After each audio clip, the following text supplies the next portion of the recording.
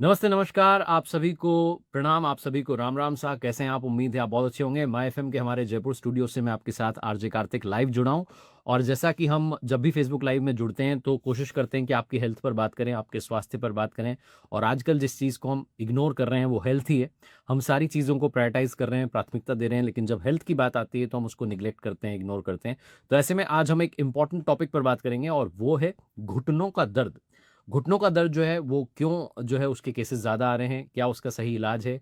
क्या ऑपरेशन ही ज़रूरी हो जाता है? बहुत सारी चीज़ें आपके दिमाग में होंगी, उन सब के जवाब आपको देने की जो है प्रयास करेंगे। साथ ही गर्दन का दर्द जो है उस पर भी हम बात करेंगे।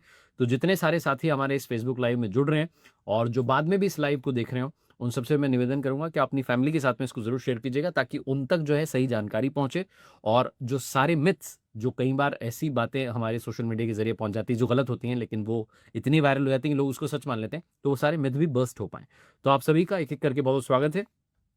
आपसे रिक्वेस्ट रहेगी मेरे साथ इस फेसबुक लाइव में बहुत ही खास मेहमान जुड़े हैं। हमारे साथ इटर्नल हॉस्पिटल जयपुर से डॉक्टर साहब जुड़े हैं, doctor Mahendra Gupta, consultant orthopaedics. अब नेटवर्क बिल्कुल सही है, तो कोई टेंशन की बात नहीं है। अब हम सीधे डॉक्टर साहब से आपको मिलवाते हैं। बहुत स्वागत है सर आपका। नमस्कार कैसे हैं आप? Kartik. Thank you thank you. बहुत बढ़िया। सबसे पहले मैं आपसे जानना चाह रहा हूँ कि जब सर बात आती है घुटने की, घुटने के दर्द के जो मामले हैं, क्यों बढ़ते चले जा रहे हैं सर आजकल? देखिए, घुटनों के जो पहले जो दर्द थे वो मोस्टली अपने 50s के बाद में चालू होते थे, बट आजकल जो लाइफस्टाइल है, जो फूड अपना जो अपन लेते हैं, या हम कहें कि एक्सरसाइज की जो कमी है उसकी वजह से आजकल जो दर्द हो रहा है वो 40s के पहले या 40s के जस्ट बाद में ही स्टार्ट हो जाता है। राइट। घुटने के दर्द की जब बात आती है सर, तो घुटने में टीकेआर का ऑपरेशन करवाया तो फिर चल नहीं पाएँगे, क्या ये सच है? ये एक बहुत बड़ा मिथ चल रहा है। ये बहुत ही बड़ा मिथक है हुँ, कि लोग जो है अगर 50 साल की उम्र में अगर हुँ, उनके घुटने खराब हैं और आर्थराइटिस की प्रॉब्लम है, हाँ, तो वो दर्द को सहन ही करते चले जाएँगे, और हुँ, उनका ये मिथक है कि अगर हमने ऑपरेशन करा लिया, हाँ, तो जिस तरह से हम चल रहे हैं, घसीट-घसीट के या जिस तरह से भी हम चल रहे हैं, उससे भी हम चले जाएँगे, हम बेड रिडन हो जाएँगे। हुँ, ये बहुत ही बड़ा मिथक है। हुँ, टीकेआर इटसेल्फ ही सर्जरी है वो हुँ। कि चलने के लिए ही बनाई है, और अगले दिन से ही हम पेशेंट को खड़ा करके चला देते हैं। क्या होता है टीकेआर? टीकेआर होता है कि हम जो डैमेज्ड नी है, हुँ, उसको हम रिप्लेस करते हैं हुँ, आर्टिफिशियल नी से। हुँ। जि total knee replacement. Total knee replacement, हुँ, जिसमें कि हम फीमर और टिबिया का जो बोन है उसको काट के हुँ। और नया आर्टिफिशियल जॉइंट लगा देते हैं। जी। अब मैं आपसे जानना चाह रहा हूँ कि क्या हर घुटने में जो नी रिप्लेसमेंट है, ये ज़रूरी होता है? क्या यही इम्पोर्टेंट है या कुछ और भी तरीके इससे बच सकते हैं? नहीं, सारे नी पेन एक तो आर्थराइटिस नहीं होता है, हुँ, पहली बात, हुँ, और सारी आर्थराइटिस का जो इलाज है वो टीकेआर नहीं होता है। हुँ, अगर इनिशियल स्टेज में आर्थराइटिस है तो हम संतुलित आहार, एक्सरसाइज, फिजियोथेरेपी, लाइफस्टाइल मॉडिफिकेशन, मोटापे को कम करना, इन सब चीज़ों से हम उसको कंट्रोल कर सकते हैं, और सभी नी में पेन की ट्रीटमेंट टीकेआर नहीं है। जी। एक और मिथ है सर कि ऑपरेशन के बाद में पेशेंट जो है, जैसा आप कह रहे थे कि बेड रिडन रहता है, बिस्तर पर ही रहता है, कि ये कितना सच है कि भई ऑपरेशन हो गया लेकिन उसके बाद कितने टाइम तक रहता है या कैसे रिकवरी हो रही है? ये भी वही जो मैंने अभी डिस्कस किया कार्तिक, हुँ, कि मिथक है। हुँ, हम जिस दिन सर्जरी होती है उसके अगले दिन से ही हम पेशेंट को खड़ा करके चला देते हैं। हुँ, वो टॉयलेट अपना जो दिनचर्या है वो अगले दिन से शुरू कर सकता है, हुँ। और 15 डेज़ के अंदर-अंदर वो अपनी नॉर्मल लाइफ़ में आ सकता है। क्या बात है! अब मुझे एक चीज़ बताइए कि अगर मोटापा है, तो क्या इसकी वजह से घुटनों की समस्या बढ़ती है, घुटनों में दर्द बढ़ता है?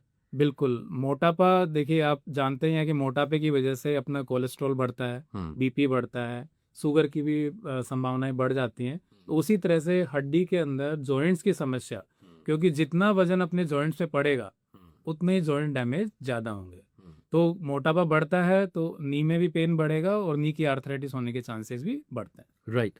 अब बात करते हैं सर, आपने घुटनों के दर्द के बारे में तो बता दिया। अच्छा, आगे बढ़ूँ, अगले टॉपिक पे जाऊँ उससे पहले ये बता दीजिए कि घुटनों का दर्द ना हो, घुटने ठीक रहें, उसके लिए क्या आप टिप देना चाहेंगे? देखो, एक टिप तो अपने ने अभी डिस्कस करी कि मोटापा नहीं होना चाहिए। ठीक तो है, अपना जो लाइफ़स्टाइल है वो इस तरह से रहे कि हमें मोटापा नहीं हो। ठीक है। दूसरा, हम संतुलित आहार खाएँ, हाँ, डेली एक्सरसाइज करें, हुँ, और नियमित धूप में अपने को विटामिन डी का सप्लीमेंट मिलता रहे। तो आपको थोड़ा-सा जो है धूप में भी समय देना है। यस, ये आपको बिल्कुल भी मिस नहीं करना है क्योंकि आजकल क्या हो गया सर कि जैसे ही हम घर से निकलते हैं, ऑफ़िस पहुँच जाते हैं, ऑफ़िस से जब घर पहुँचते हैं तो रात हो जाती है। बिल्कुल। तो बीच में जो पूरा दिन है वो हमें पता नहीं चल रहा है कि कब निकल गया। तो कोशिश करनी कि आपको बीच में 15-20 मिनट काफ़ी रहेगा? Yes, yes. पूरे 15-20 दिन मिनट में हम अगर हाँ। 15-20 मिनट भी धूप में रहते हैं तो वो काफ़ी है। काफ़ी है।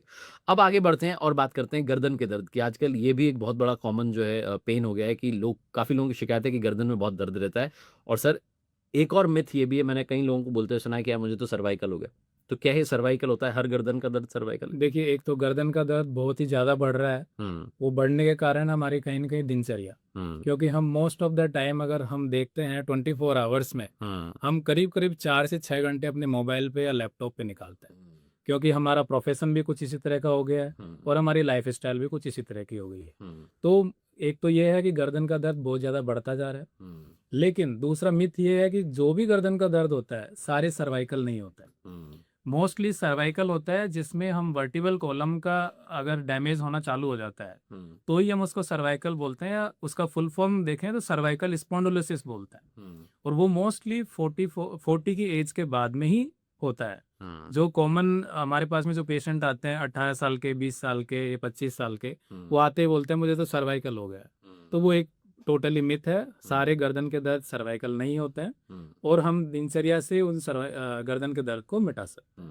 और एक बात मैं आप सभी डॉक्टर्स की ओर से बोलना चाहूँगा कि जब आप दिखाने जाते हो डॉक्टर साहब के पास, तो पहले से मत डिसाइड करके जाओ कि कौन-सी बीमारी हो गई है। इनको बताने दो कि कौन-सी बीमारी हो गई है, वो काम जो है डॉक्टर का होता है। मैं आपसे एक चीज़ जानना चाह रहा हूँ कि अभी आपने गर्दन के दर्द के लिए कहा कि जो हमारा जेस्चर पोस्चर है, कई बार उसकी वजह से भी गड़बड़ हो जाती है। तो क्या जो है सही रहता है, पोस्चर कैसा रहना चाहिए हमारा? देखिए, हम ज़्यादातर जो मोबाइल देखते हैं वो हुँ, इस तरह से देखते हैं। हुँ, हमारा मोबाइल इस तरह होता है और हम हुँ, इस तरह से देखते हैं। हुँ। मोस्टली हमारा जो पोस्चर रहना चाहिए वो at the level of eyes पे हाई हमारा लेवल। हुँ, आई लेवल पे होना चाहिए। हुँ, लैपटॉप या मोबाइल हुँ, आई लेवल पे होना चाहिए। हुँ, तो उसकी वजह से हमारी जो नेक की मसल्स हैं हुँ, वो बैलेंस रहेंगी। हुँ, और कुछ एक केसेज़ में हम उसको कंट्रोल नहीं कर सकते हैं। हमारी हुँ, मजबूरी है, जैसे पढ़ाई करना है, हम यूँ पढ़ते हैं। हुँ। तो उसके लिए फिर हमें रेगुलर नेक की एक्सरसाइज़ेज़ करना ज़रूरी है। राइट। अब आगे बढ़ते हैं सर, बात करना चाहूँगा ओस्टियोपोरोसिस क्या होता है? ये भी काफ़ी सुनने को मिलता है। ओस्टियोपोरोसिस हम कॉमन लैंग्वेज में अगर समझना चाहें तो हड्डियों का पतला होना, हड्डियों का कमज़ोर हो जाना ओस्टियोपोरोसिस होता है। हुँ, हुँ, जिसमें कि हड्डियों की जो मजबूती होती है, हुँ। वो नॉर्मल से कम हो जाती है या बहुत ही कम हो जाती है। और किन लोगों को इसका खतरा रहता है? ये मोस्टली तो ओल्ड एज की बीमारी है हुँ, और ज़्यादातर महिलाओं में होता है हुँ, और आफ्टर मेनोपॉज़ ये ज़्यादा खतरा होता है क्योंकि उनके हार्मोन का जो बैलेंस होता है, हुँ। वो कम हो जाता है, तो महिलाओं में आफ्टर मेनोपॉज़ इसका बहुत ज़्यादा खतरा हो जाता है। और इसके क्या सिम्पटम्स हैं? कैसे पता चलेगा कि ओस्टियोपोरोसिस की तरफ जा रहा ये ऑस्टियोपोरोसिस हम देखते हैं तो मोस्टली इसको हम साइलेंट बीमारी बोलते हैं, है? हुँ, क्योंकि पहले इस बीमारी का कोई लक्षण दिखता नहीं है, हुँ, या दिखता है तो ऐसा होता है कि हम मान लेते हैं कि शायद कोई बीमारी है नहीं। हुँ, जैसे कि थकान होना हुँ, या हमारी हड्डियों में दर्द होना, तो हुँ, हम सोचते हैं कि ऐसे ही दर्द होगा। हुँ, तो ये एक तरीके की साइलेंट बीमारी है और अचानक से कोई फ्रैक्चर हो जाता है जो कि नहीं होना चाहिए था। हुँ, थोड़ा-सा कहीं से फिसल गए या थोड़ा-सा भी हमारा पैर अटक गया, हुँ, तो फ्रैक्चर हो जाता है। तो मोस्टली जब हमारे पास में ऑस्टियोपोरोसिस का पेशेंट आता है तो फ्रैक्चर के साथ में आता है विद ट्रिवियल ट्रॉमा, मतलब थोड़ा-सा ट्रॉमा हो और उसको फ्रैक्चर हो गया। हुँ। तो ऑस्टियोपोरोसिस का लक्षण मोस्टली हमारे पास फ्रैक्चर के साथ आता है या बॉडी में पेन के साथ आता है। और इसका क्या इलाज कैसे इलाज होता है? क्या है इलाज इसका? देखिए, इसका बचाव ही मोस्टली इलाज है। हुँ, बचाव में हम देखें कि एक तो जब भी हमारा जो एज है उसके हिसाब से हम हमारा संतुलित आहार लें। हुँ, proper protein diet, calcium diet, vitamin D, हुँ, ये हम रेगुलर लेते रहें हुँ, डाइट के अंदर। हुँ, और अगर डाइट से हम सप्लीमेंट ले नहीं पा रहे हैं तो हम हुँ। मेडिसिन के सप्लीमेंट्स लेते रहें। तो ये इसका इलाज है। राइट। आखिरी में एक सवाल यहाँ पर आया हुआ है अमित तिवारी जी का, वो पूछ रहे हैं फैट लॉस जो है वो कैसे करें? ये वज़न कैसे लूज़ करें? देखिए, फैट लॉस का तो एक तो है अपना डाइटिंग करें, हुँ, दूसरा डेली एक्सरसाइजेज करें। हुँ, अगर इससे भी नहीं कम हो रहा है, रेजिस्टेंट हो गया है, हुँ, तो फिर आजकल अपने पास एंडोक्राइनोलॉजिस्ट जो जो मोटापे के एक्सपर्ट हैं, हुँ। उनसे आप मिलें। ज़रूर से कोई ना कोई दवाई आपको सजेस्ट की जाएगी। जी, एक सवाल और सूरज जी का है, ये पूछ रहे हैं सूरज रजक जी हैं, सर कमर में दर्द रहता है, 2 साल पहले साइटिका हुआ था और लिख रहे हैं कि प्रॉब्लम हुई थी, अभी ठीक है, लेकिन स्टडी करते समय फिर से स्टार्ट हो जाता है। अ, सूरज जी की एज इन्होंने ऐज नहीं बताई है शायद यहाँ ओके। पर। हाँ। देखिए सूरज जी, अगर आप यंग एज में हैं, बिलो 40 इयर्स हैं, तो मुझे लगता है कि सिर्फ मसल स्पाज़्म की वजह से आपको पेन हुआ होगा। हुँ, तो आप अगर मसल स्ट्रेंथनिंग एक्सरसाइजेस करते हैं तो वो रिलीव हो जाएगा। अगर आप 40 से प्लस हैं तो फिर आपको डॉक्टर से कंसल्ट करना चाहिए, एक्सरे वगैरह करा के वो देख लें। जी, एक सवाल और अनिल कुमार शर्मा जी का आया है। शर्मा जी पूछ रहे हैं, नमस्कार नमस्कार डॉक्टर साहब, मेरी समस्या है कि मैं जब नीचे बैठकर उठता हूँ, उस समय चक्कर आते हैं। ये क्या प्रॉब्लम हो सकती है?